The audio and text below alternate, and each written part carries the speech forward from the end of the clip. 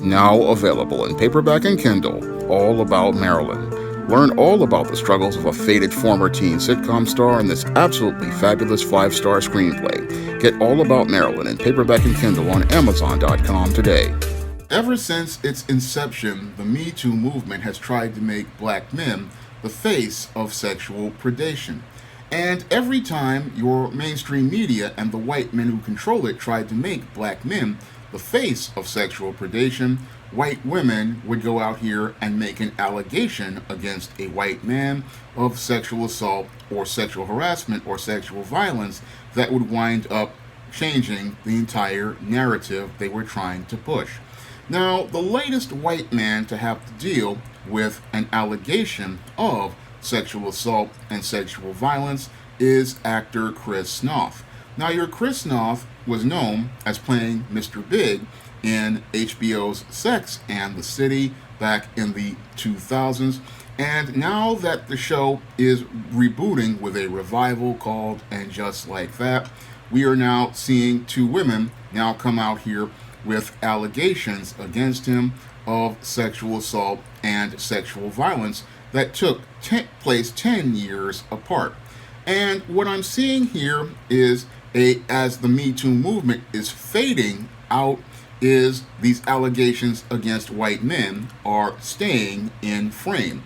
And it looks like to me that with these allegations against Chris Noth, it's showing us that many of these white women, they are still looking to try to get some sort of bag, because these allegations, as they were claimed here, were not taken to the police. No, they were taken to the mainstream media.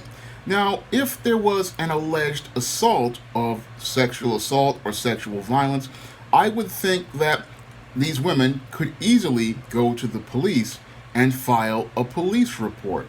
But they chose not to file a police report, and that's quite suspect to me, because your Chris Noth is not a big wheel like a Harvey Weinstein. No, Chris Noth is a working class actor, and a police report against him would really stick because he does not have the connections with the district attorney's office, nor is he a big wheel in Hollywood. So I'm wondering why these women did not file their claims against Chris Noth, because it seems quite suspect to me that they would not make any sort of claim against this actor if he is a sexual predator and participating in sexual violence as they claim. That's quite suspect to me as related to their story. And what's even more suspect to me is the fact that they are only coming out with these claims as this show is premiering on HBO Max. As I see it, the time to go out here and make those claims was during the time that these assaults took place, because again, Chris Noth was not a big star at the time. But what's even more interesting to me as related to the whole case of Chris Noth is the way the media is covering the story. The media is not going out here and trying to sensationalize the story the way they did against Bill Cosby, nor are they trying to go out here and find other women that say that they were victims of Mr. Noth the way they did with Bill Cosby, and they're not trying to make Chris Noth the face of sexual predation. And that really shows me the difference between the way the media covers claims as related to black and white, because in the case of the white man, he is given a chance to be given the benefit of a doubt, but the black man is shown as guilty until proven innocent, even when there is evidence to show that this is a case of somebody possibly being on the casting couch or being a side piece. Now, when I look at the story of Chris Noth as related to both of these incidents, they seem somewhat like what I heard of many Hollywood stories as related to the casting couch. Because, again, if a crime took place, you would think that both of these women, who were 10 years apart, would be contacting the police at some time, and you think that the police would have police reports to deal with Chris Noth's sexual predation, because Chris Noth is not any sort of major Hollywood executive. He is not any sort of major Hollywood star, and he basically is a TV actor. So any type of police report or claim made against him would easily be taken to court, and this man would be arrested.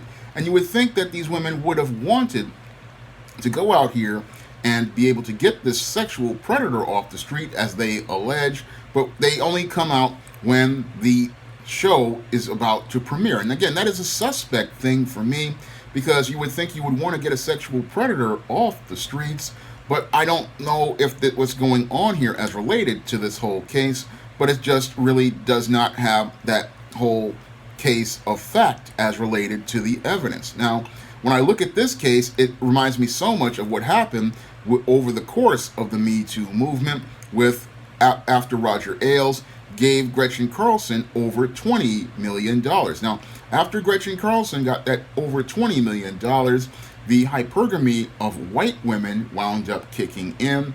And as that hypergamy wound up kicking in, many of these white women went out here making claims against white men. And as they were making these claims against white men, they were looking to get a payday at the expense of those white men as related to those claims of sexual harassment and sexual assault. So they were looking to grab the bag as related to either an out-of-court settlement or some sort of side money. And that was the main reason why they were making these claims against many of these white male celebrities.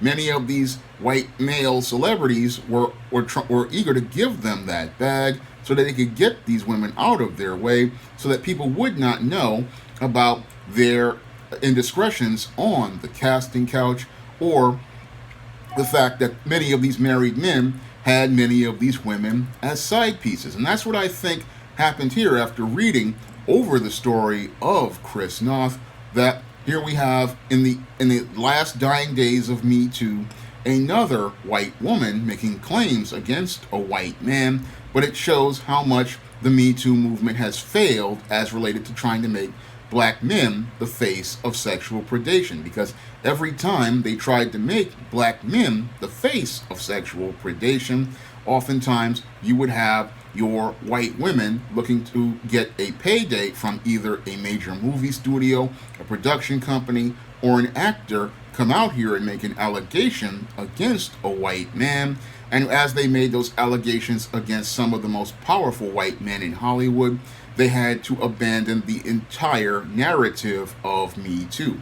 And as the Me Too movement tries to fade into black, they are still looking for white men to grab for a payday, which shows us how much the Me Too movement has been a disaster for white men, because they wanted to use this whole campaign to destroy black men, but it has only taken out more white men than black men, and even worse, has revealed many of the secrets on these white men as related to their sexual deviancy, sexual debauchery, and sexual perversion.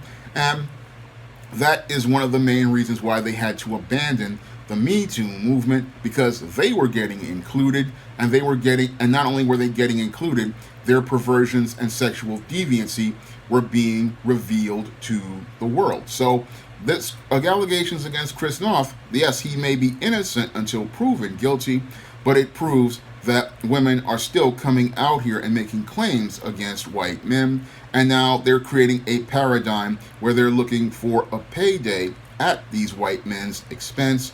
And we may see more white men still having to deal with these allegations, because now that white women see it as a way to get a payday, making allegations against white men, we may see that this whole Me Too has created a whole bomb, has brought a blowing up in their face. And as it's blown up in their face, they're going to wind up having to deal with this gynocentric Godzilla that they just cannot seem to stop. And that will be, again, karma for many of these white men, as they've tried to make allegations against men like Bill Cosby and many others to destroy their lives. Now they have to live with this gynocentric Godzilla over their shoulder and having to deal with these claims and now having to deal with all of the things as related to it. So when I look at this case against Chris Noth, again, it's another case of their attempts to try to make the black man the bad guy backfiring, because now everybody now sees the white male as the face of sexual predation. Now, if you want to see me make more videos like this, you can donate to my Patreon, my PayPal, and my Cash App by clicking the links in the description box. And if you want to pick up some of my men's issues books like The Man Crisis and Stop Simping, you can find those books on Amazon.com in paperback and Kindle format. That's all I have to say for this video. You can comment, rate, and subscribe. Now available in paperback and e-readers, E-Steam Counsel Vacation. Hell's aspiring angel takes on a social justice, social media mob looking to cancel her in this all-new E-Steam series adventure. Get E-Steam Cancel Vacation in paperback and e-readers today.